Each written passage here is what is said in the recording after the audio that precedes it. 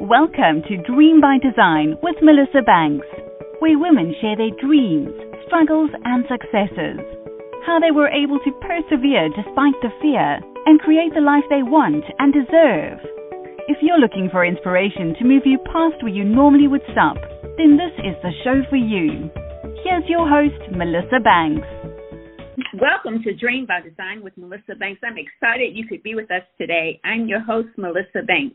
Today, we have another amazing woman to share her journey with us and how she was able to keep going despite the circumstances. Our guest today is Dawn Westmoreland. Dawn is a life coach, author, and HR consultant. Welcome to the show, Dawn. Thank you, Melissa. It's an honor to be with you.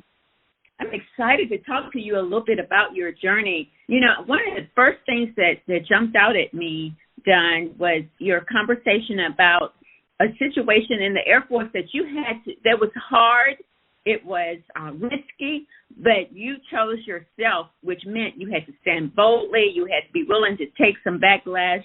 Tell us, how did that decision to say, I choose me, prepare you for where you are today? Well, I would label myself at best today as an ambivert, at the top of the introvert. I've always been more of a quiet, serious, introverted kind of person. And, I just stood up to a high-ranking enlisted individual who was being very unethical. And I didn't start out wanting to do that, but I kind of got pushed into it. And, once I started speaking up, I got a lot of retaliation from the friends. This was a very high-level individual in San Antonio, Texas. And so I started getting death threats, and then I had to involve, the Air Force headquarters inspector generals. And it took almost a year. They did all kind of investigation on my allegations and even interviewed over 200 people who'd worked with me. At the time, I was what's called a resource manager. It's almost like a recruiter or hiring person in the Air Force. And in the end, I prevailed. It was very ugly for over a year. I lost a lot of weight from all the stress and harassment, but I prevailed. Well, you know what, that's what this show is all about, is how you push through the struggles, because it could have been easy for you to choose, you know what, I'm not choosing me, I'm just going to hide out and I'm not going to speak up for myself and stand up for myself, but you persevered and stood up for yourself, and that's huge. Now, that experience did ignite a passion in you, if you will, for just making sure that the workplace is safe, it's a safe environment, and you help people do that. In what ways do you help people to do that now, Dawn? Well, Melissa, I've been in the career field of human resources now 32 years, so, I'm older. I've been out of the Air Force, retired, now going on my 18th year, hard to believe. And so, I had a second instance where I stood up to some unethical people in the federal agency, and again, more retaliation. So, I've seen for a long time people afraid to speak up, and when they see wrongdoing, because they're afraid that, oh, my goodness, they could lose their job. And then if they lose their job, they lose maybe their health benefits, their insurance, their pay. They may have children. They may be a single mother with children. And, I grew up as a humanitarian with a humanitarian family. I mean, we were, I wouldn't say poor, but we didn't have a lot of money in North Florida, which was very rural. And, every week we'd sit down with the sanitation workers. We were the last stop, and we'd all eat together at my house. So, yeah, I spoke up because I believe it was the right thing to do, and I knew I'd get retaliation, and I learned a lot of resiliency through it all. It wasn't fun, but, yeah, it's not through good times we get resilient. It's through the hard, challenging times. Oh, I definitely agree with you. I know that you do some coaching now, and you have a book out now, and are those the tools that you use to help others that may be in that current situation, trying to find that? I know you said that you were passionate about making sure the workplace is safe and comfortable. Share with us some of the ways that you do that.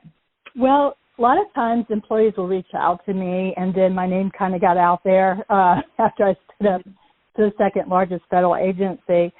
And, I kind of the person that jumps into things, and then I figure out as I go. I know we all learn differently. I didn't know everything, but, I stood up to the second largest federal agency, and, it was a messy, 20 months, very, very messy with retaliation. And then when I got through it, I was able to refuse signing any kind of non-disclosure agreement, settlement, so I could share my story. So I didn't want to just go out and impress people with my story. I wanted to be able to teach people that were also being harassed, bullied, discriminated in the workplace or didn't feel psychologically safe. So I looked at all the books out there, Melissa, and there weren't any really good books out there step by step. And then I wrote a workbook. It's my second book, how to stand up to workplace bullying and discrimination, because, bullying in the workplace is not illegal in the U.S., and yet discrimination, if it's a protected class, is. So I didn't see any books out there. I see people writing books about how miserable workplace harassment is, but that didn't tell people but maybe a nugget or two how to stand up to it. And I've had great results from that workbook. Wonderful. Congratulations on that. Don, share with us some challenges as a female entrepreneur that you have faced and how you've been able to overcome those. Oh, boy. All right. Well, and I'm sure people have heard this before. We often as entrepreneurs find out really quickly what we're good at, what we're not good at. And so I'm more of a visionary, a big person, a big view person, the big picture.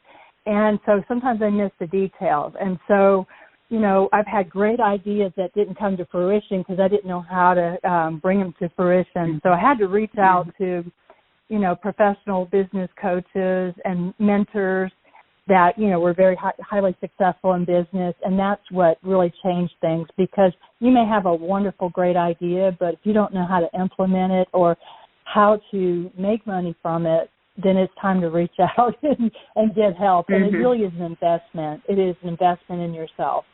I definitely agree with you. With over 25 years in building my entrepreneur career, I can look back at some of the things that they were really great ideas for me at the moment, but I didn't make them happen because I didn't know how to make them happen.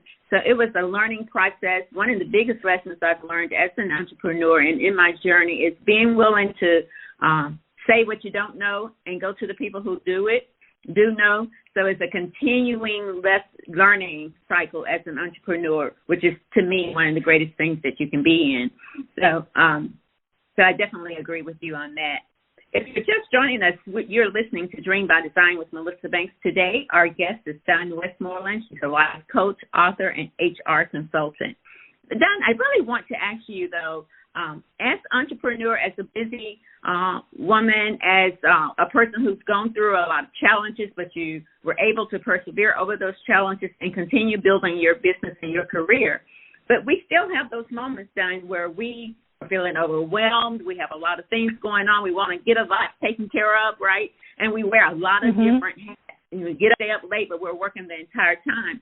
So sometimes we do have those moments where we get overwhelmed and not knowing what that next step is, but maybe needing to breathe. Do you have a mentor or a process? What do you do in those moments when you just need some encouragement or you need a moment to just take a deep breath?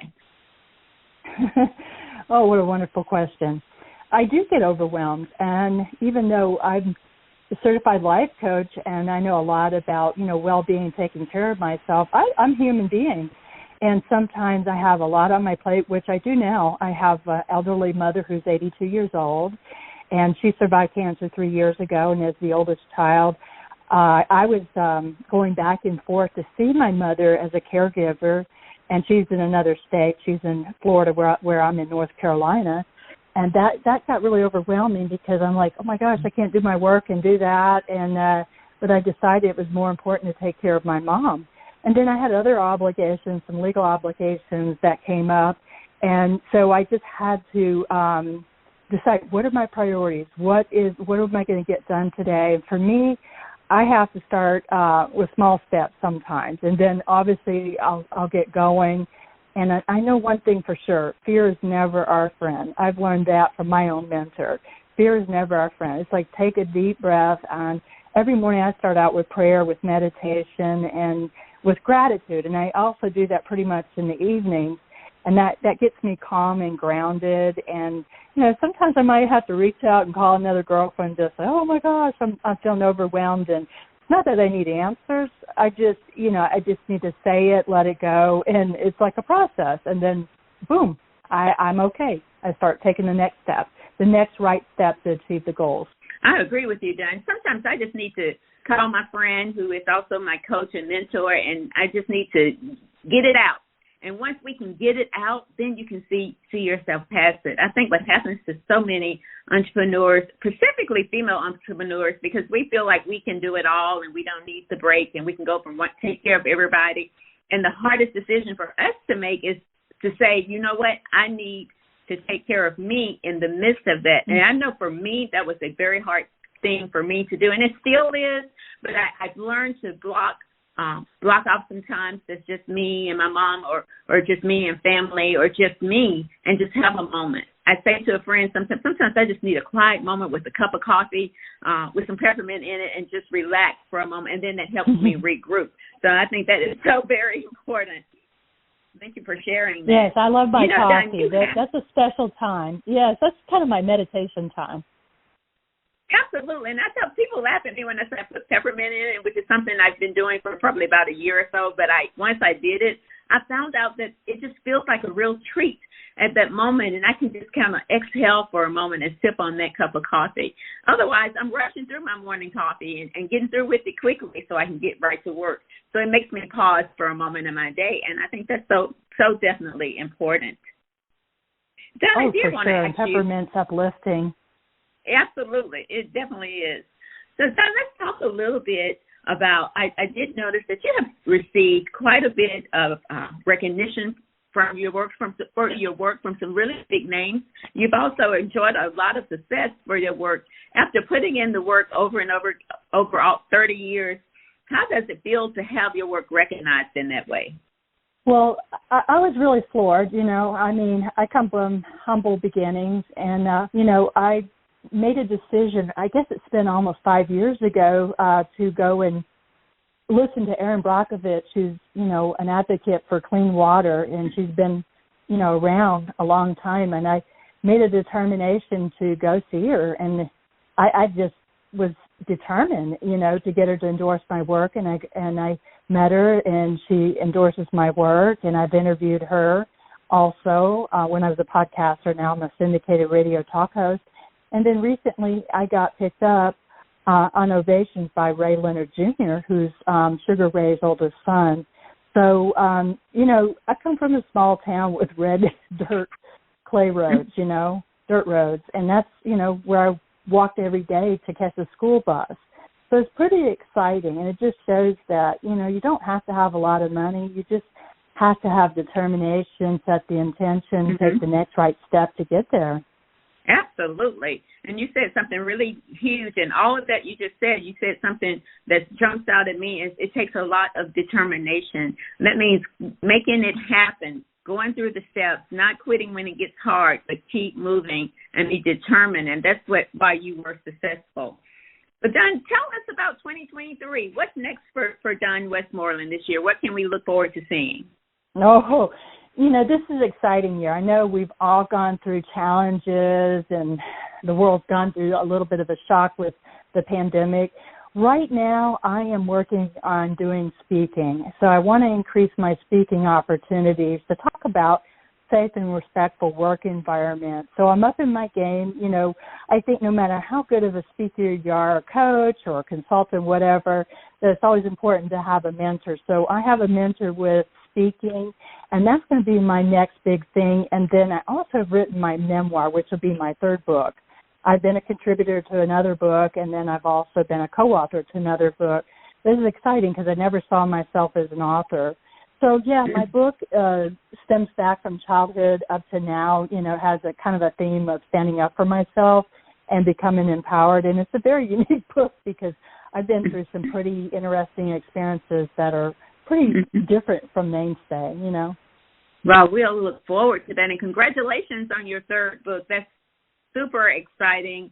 And so we'll look forward to seeing more of you in this coming year. So, Don, what final words do you have for our audience that will encourage them to keep going despite the circumstance?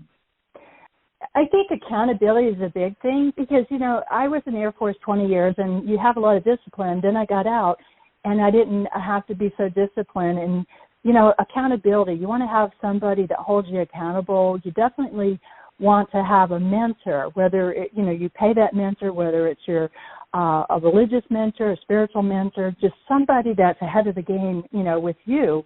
And that person you can talk to about your concerns, your fears, and a lot of times they can turn around and just say, well, that's the inner critic inside you, and it's just trying to keep you safe and protected, and just ignore it.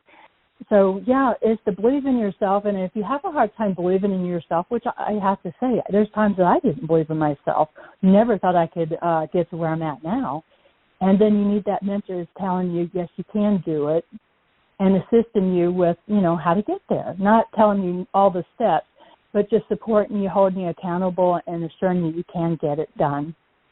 And there you have it. Believe in yourself, be accountable and to someone and getting it done. Thank you so much, Dawn Westmoreland, for joining us today. Let our audience know how they can stay connected with you. Melissa, it's such an honor to be on your show. The best way to find out everything I'm doing is just go to my website. It's Dawn, D-A-W-N, Westmoreland, that's WESTMORELAND.org.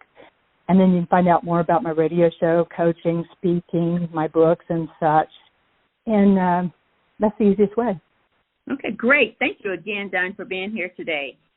And thank you to our audience for tuning in to today's edition of Dream by Design. I'm your host, Melissa Banks, saying all your dreams are possible. Believe in yourself, work hard, and don't quit. Until next time, thank you for choosing Dream by Design with Melissa Banks. Enjoy your day.